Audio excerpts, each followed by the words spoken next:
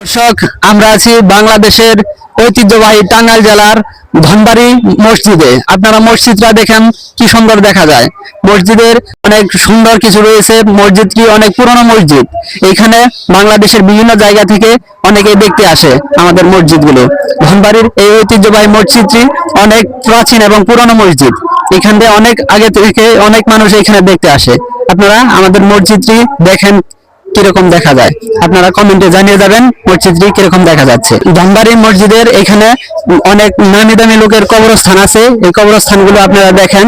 এখানে আহ, অনেক পুরনো মানুষদের কবরস্থান রয়েছে, যারা বিভিন্ন কাজে ধনবাড়ি মসজিদের স্থাপনা সৃষ্টি করেছেন এবং কি তাদের অনেক অনেক অবদান রয়েছে।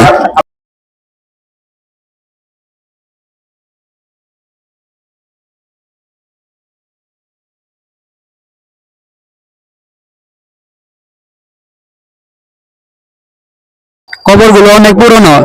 এখানে দেখা যাচ্ছে 1963 সালের কবর। এখানে আরো দেখা যাচ্ছে মৃত্যুবরণ করেছেন 1986 সালে। এগুলো আরো অনেক পুরাতন কবর। এগুলা অনেক যারা ধনবাড়ি এই মসজিদের অবদান রয়েছে যাদের, তাদের অনেকেরই কবর আছে এখানে।